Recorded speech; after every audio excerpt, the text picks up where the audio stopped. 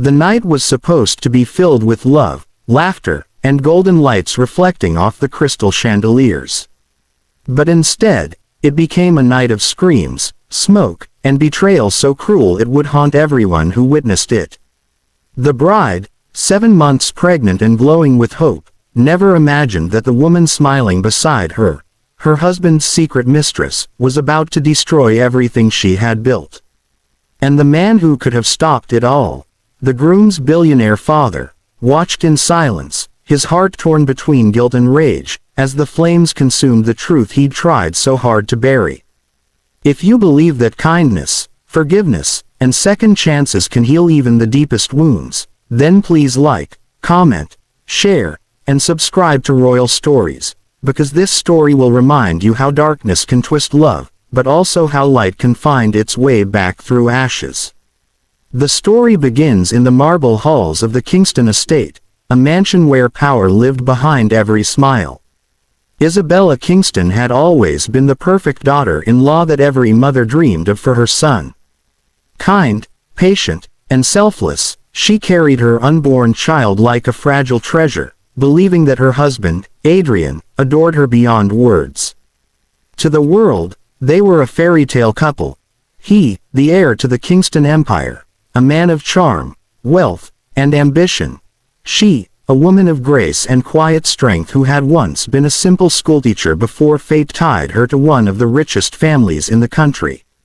But behind the grand gates and glass walls, not everything glittered with truth.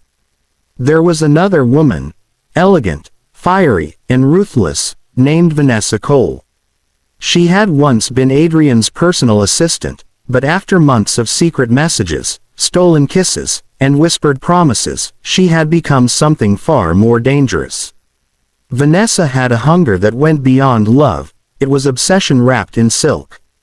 She wanted Adrian not because of who he was, but because of what he represented: power, wealth, and control. Adrian had promised her the world once, before Isabella told him she was pregnant. That news changed everything. The guilt, the fear, and the shame of his double life crashed down on him, and for the first time, he tried to do what was right. He ended the affair, begged Vanessa to leave quietly, and swore to start fresh with his wife. But a woman scorned doesn't forget easily, especially one who had already sacrificed everything for him.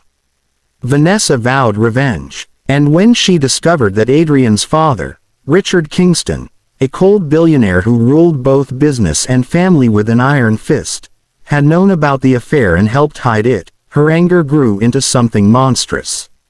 The wedding they were attending wasn't Isabella's.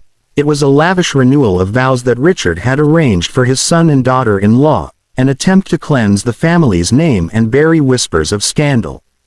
Hundreds of guests filled the garden under strings of golden light. Isabella, in a flowing ivory gown that framed her round belly, looked like hope itself.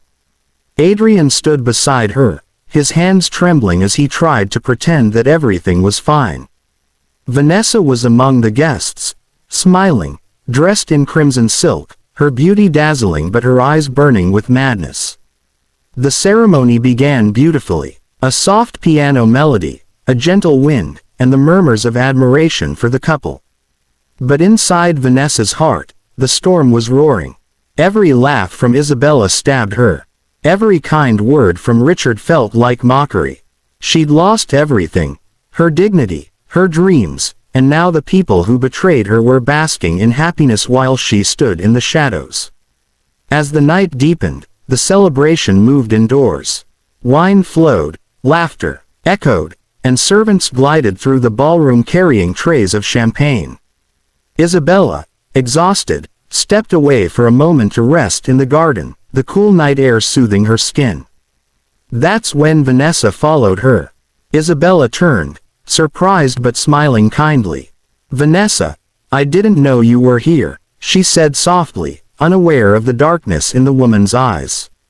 Vanessa stood just a few steps away, her hands shaking, her lips trembling with fury and heartbreak. In that moment, something inside her broke beyond repair. Minutes later, the garden erupted into flames. Guests screamed, The music stopped. People ran in panic as fire spread across the draped archway, devouring flowers and silk. And at the center of the chaos, Isabella, her gown catching fire as she tried desperately to protect her unborn child. Adrian rushed through the smoke, his cries tearing through the night.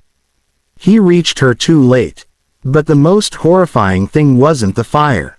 It was the silence of the man watching from the balcony, Richard Kingston. He stood frozen, his hand gripping the railing, his face pale as he saw Vanessa holding the lighter. He knew what she had done, and yet, he didn't move. Because in his heart, he knew that this was partly his fault. He had encouraged Adrian to keep quiet about the affair. He had told him that reputation was more important than truth. He had taught his son to hide instead of heal. The fire was put out, but Isabella's body was covered in burns. She was rushed to the hospital, where doctors fought to save her and her unborn baby.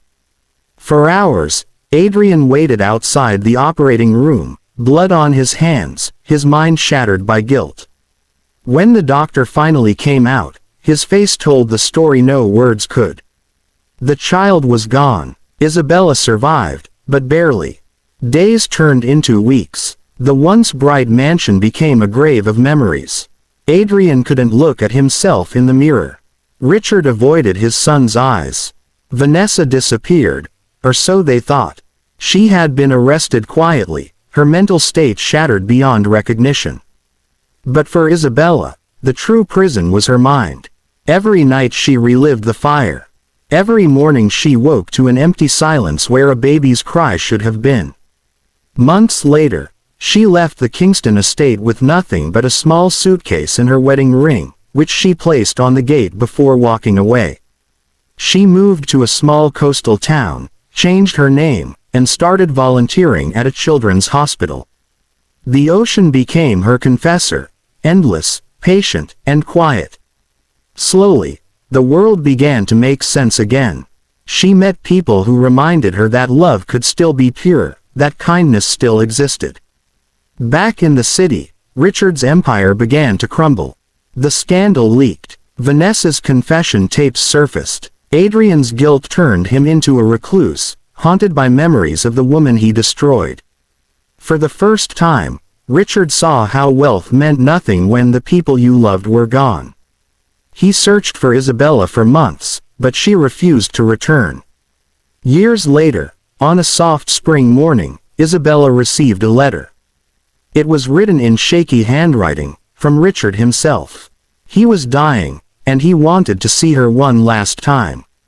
Against her heart's protests, she went. When she entered the same mansion she once called home, she found the old man frail, his eyes filled with tears. He asked for forgiveness, not just for himself, but for his son. Isabella took his trembling hand and whispered, "Forgiveness isn't something you earn. It's something you give when you no longer want to carry the pain." That day, Richard died in peace. And Isabella, walking out into the morning light, felt something she hadn't felt in years, freedom. When she later stood by the sea again, she whispered to the wind, "I lost everything, but I found myself." Her words carried like prayer across the waves, a reminder that even from the deepest pain, something beautiful can rise. If this story touched your heart, if you believe that strength is born from suffering and that love can survive even after betrayal, please like, comment, and share this video. And don't forget to subscribe to Royal Stories, where every tale reminds us that even in darkness, there is always light waiting to return. Special request. Share in the comments, what does forgiveness mean to you?